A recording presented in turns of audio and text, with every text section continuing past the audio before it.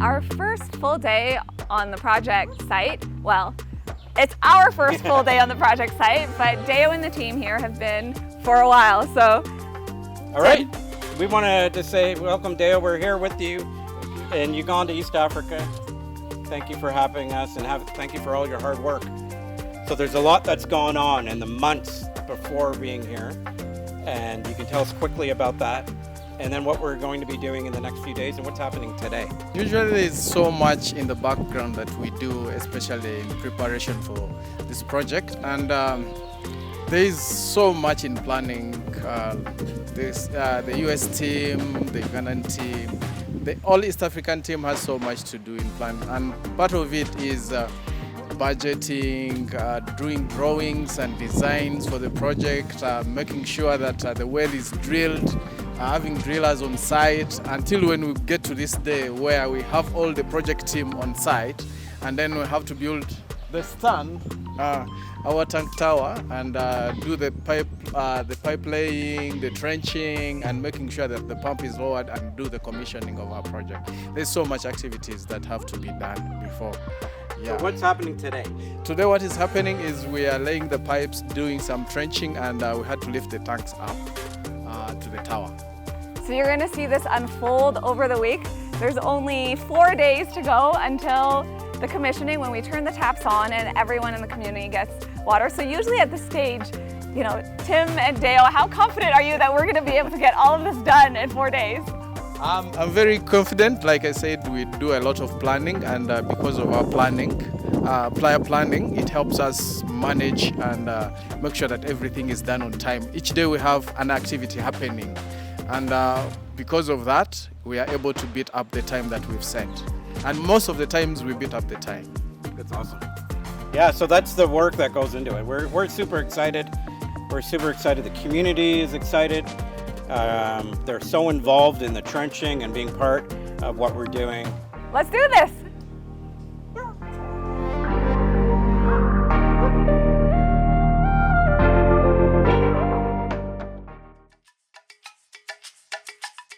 So Tim, explain what's happening here.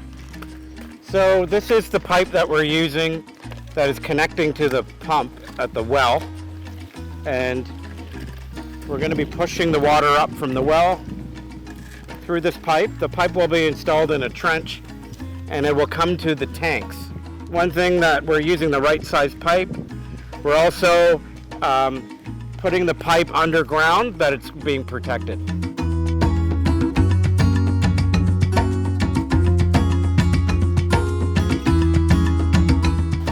So we are here at the start of the water system, and Tim is going to explain to us step by step how this thing works. So we begin with the deep borehole. A borehole is a little different than a well. A well is probably 30 feet. That's what a typical well would be. When you use the word borehole, you mean you're going down to about 100 to 300 feet. So this borehole was dug with a machine. We hire a company that's approved by the Ugandan government to drill the well. And the well was 92 meters, and that's when we reached an aquifer to get fresh water. Things that we're using inside this well is a solar pump by Grundfos. The solar pump is lowered about 90 meters, and it's going to be hooked up to some solar panels, which we'll show you, that drives the electricity to lift the water up to the surface of the earth. So it's exciting that we have a well, and one of the reasons we build it like this, just so we are in the community. You'll see as we walk, we're in the community. We want to make sure it's protected. We want to make sure that it's not going to be damaged, and we put it inside a concrete cavity to make sure it's protected, and we're going to cover it with soil that people won't even know it's here. So it's important that you protect the water source, and we build the infrastructure to do that. And now this is super heavy, and it'll take a couple men to lift this, and I'm not going to be able to do it. So what we do from the well, the solar pump comes through here, and it goes through a trench that's going to end up pushing the water up the hill to the tanks, and we're going to show you that. Where it's very important when you're working in a village that you're cognizant and you're aware that you're in a village. There's people, there's motorcycles, there's cars, there's people walking. We want to make sure that as we build this, that this is going to last for years and decades to come. So we put the piping underneath the earth and we secure it, but we have to dig trenches all the way up to the tanks.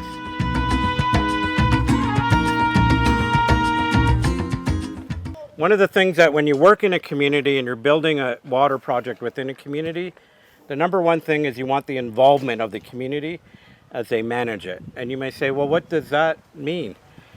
Well, you're not going to want the taps running all through the night because of safety reasons. So the management committee, the water committee is going to manage when the water is being given to the community during the day, right?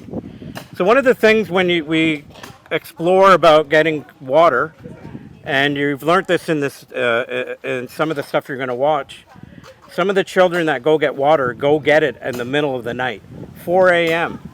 And it's very unsafe for girls, for children to go get that water.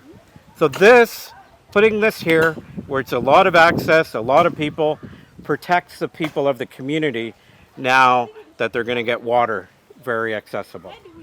So there's a few things that happen in water projects that we're trying to solve. We can't solve everything. We can't be perfect, but we want to work with the community to learn what are their issues and how can we do better in getting them access to safe, clean water.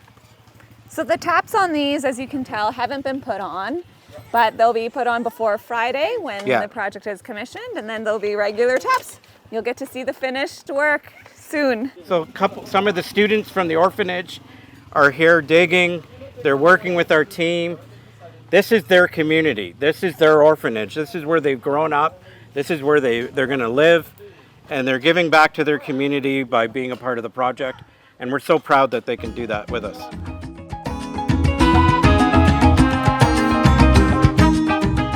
So again, we want to provide this community, the whole community, and this is part of what we do, is we just don't want it to be for a certain group of people.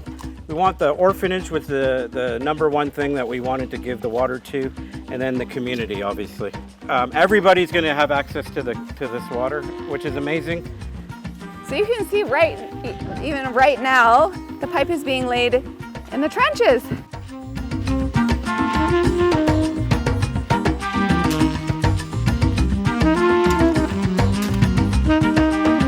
And once all of the pipe is laid, they will, along with the electrical wire, they'll cover the trenches back up so that it can't get ruined. Okay, so Tim, how did you learn how to build these kinds of systems? So I went to school to be an engineer, and then I used to do water systems for communities all over Canada and the US. But let me tell you something. The greatest thing about doing water projects in these countries and working with the community, the number one thing, it's not my education, it's not all my skill set, it's actually learning from the people and listening to the community. You can bring the best technology into a community, you can bring something that's worth millions of dollars into a community, but it doesn't matter if the community isn't involved in learning how to use it, learning how to maintain it, learning how to protect it. So it's important that even though I went to school to be an engineer, it was important that I learned how to build relationship and work with communities and to listen to them and work with them side by side. I'm not born in Africa. I haven't lived here, but one of the things that I love is the people. I love the communities and to listen to them. I love it. So we've arrived at the water tanks.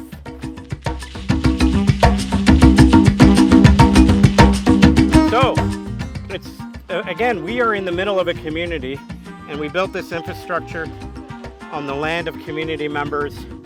And one of the most important things that we're doing here is giving access to everybody. Imagine at the orphanage, 200 children, and they all want to wash their hands or they all want to clean the dishes. They all want to use the water at once. Well, this is why we build reservoirs.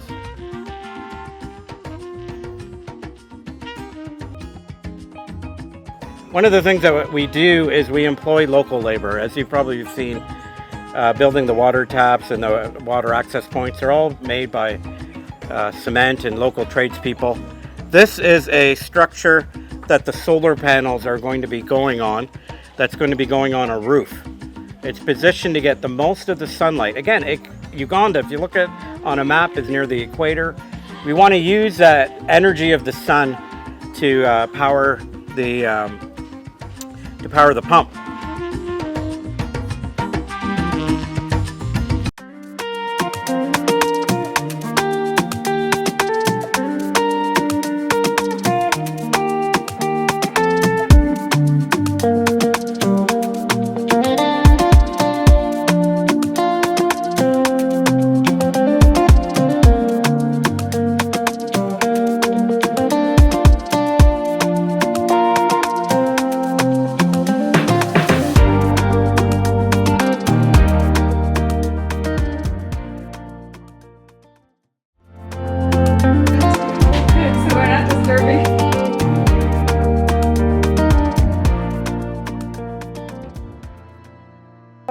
Tell me your name and your role at the school. Okay, I'm called, by names of Head Teacher Rita. I'm a Ugandan and I'm aged 38 years. The role of my duty here in this school, I act as a head teacher in this school. So tell me about this school. The school, I started way back when I was still a young child. Since my parents had a challenge of school fees, since my parents had always a problem of school fees, and they always wanted to take us in these expensive schools. So I used to see it as a challenge, since my parents used to go and get loans from banks and they could be arrested. So when I was a young child, I used to have it in my head that when I grow up, I'll have a school where I at least teach these children for free. How many students are here and where do they come from? So most of these children are from nearby the area, and some of them we sleep with them in our rental places because we are renting. So we have almost like 200 children, and most of these children are from this area, though they are needy, that you can even send them for something very small and they fail. So we are here to teach them and we give them a good future.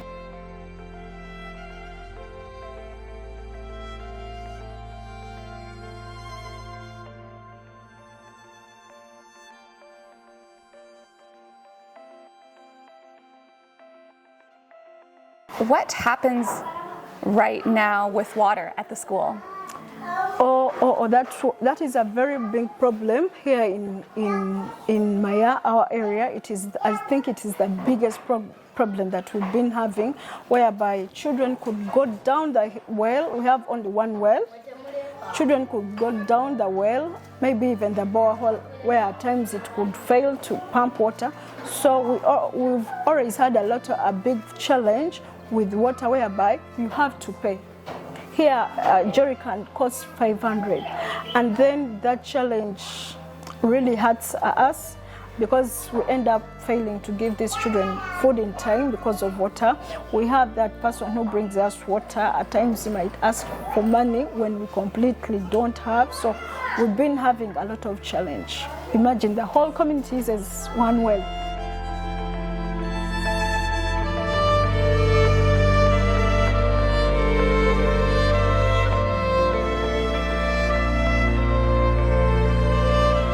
What does it mean to you and to the school that there's going to be clean, safe water? Oh, I find it amazing, and I find it a blessing, because when Pastor told us that we are going to get people who are going to serve us, support us with water, we are like, oh, maybe he's deceiving. But now we have seen that it is a reality.